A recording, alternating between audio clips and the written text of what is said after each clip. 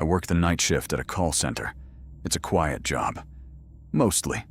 People call in, they complain, they hang up. I go home. It's simple. But last week, I got a call that changed everything. It was 2:15 in the morning. The line was dead quiet. No breathing, no background noise, just silence. I said, "Hello?" Nothing. I said, "This is the customer support line. How can I help you?" Still nothing. Then a voice spoke. It was my voice, my exact voice. It said, "Don't hang up." I froze. I said, "Who is this?"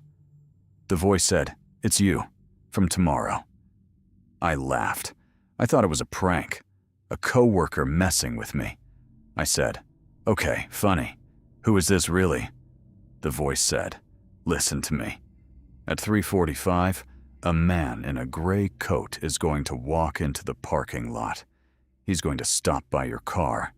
He's going to leave a note under your windshield wiper. Do not read it." I said, "How do you know that?" The voice said, "Because I already lived it." The call ended. I sat there. My hands were shaking. I checked the number. It was my own phone number. I called it back. It rang once, twice, 3 times. Then someone answered, and it was my voice again. It said, "I told you not to call back." I hung up. I tried to forget it. But at 3:45, I looked out the window. A man in a gray coat walked into the parking lot. He stopped by my car. He left a note under my windshield wiper, and he walked away. I didn't read it. I drove home. I locked the door. I told myself it was a coincidence. But the next night, the phone rang again. 2:15 in the morning, I answered. It was my voice. It said, "Good. You listened. Now listen to this. Tomorrow, at the gas station on 5th Street, a white van is going to pull up. A man is going to get out. He's going to try to grab you. Do not go to the gas station." I said, "Why are you doing this?" The voice said, "I'm not doing anything. I'm warning you. I'm the version of you that didn't listen, and I'm begging you to be smarter than me." The call ended. I didn't go to the gas station. I stayed home. I thought I was safe. But the next night, the phone rang again. My voice said, "You're doing good, but you're not doing good enough. Tomorrow, someone is going to knock on your door at 9 o'clock. It's going to be a woman. She's going to say she's lost. She's going to ask to use your phone. Do not open the door." I said, "Who are these people? What do they want?" The voice said, "They want you. They've been watching you for weeks, and they're getting closer."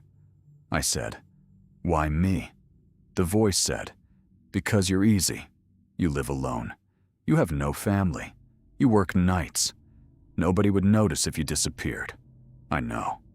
I'm you, and I already disappeared." The call ended. I didn't open the door the next night, but I heard the knock.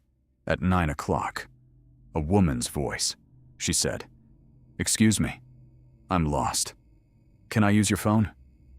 I didn't answer. She knocked again, harder. She said, "I can see your light on. I know you're in there." I stayed silent. After a minute, I heard her footsteps walk away.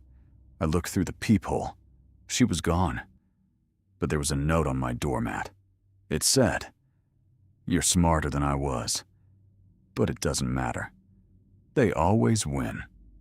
I picked up the phone. I called the number. My voice answered.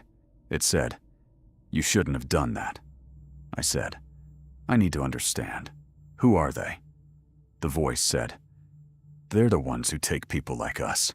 The ones nobody misses. They've been doing it for years, and they don't stop. They just wait." I said, "Then what do I do?" The voice said, "You run. You run tonight. You don't pack. You don't tell anyone. You just leave. It's the only thing that worked for me." I said, "But you're still calling me. So it didn't work for you." There was a long silence. Then the voice said, "I'm not calling you from the future." I said, "What?" The voice said, "I'm calling you from the room they put me in. They let me make one call. I chose to call you because I need you to know something." I said, "What?" The voice said, "They're already in your house." The line went dead. I dropped the phone. I heard a sound behind me, in the kitchen, a floorboard creaking. I turned around. A man in a gray coat was standing in the doorway. He smiled. He said, "You read the note after all." I ran. I ran out the back door. I ran to my car. I drove. I didn't stop. I'm writing this from a motel room, 2 states away. The phone is off. The door is locked. The windows are covered. But an hour ago, the motel phone rang. I didn't answer it. It rang again, and again, and again. Then it stopped, and a text message appeared on my phone. It said, "Nice try. We like the chase. Day 1. I'm not going to sleep tonight.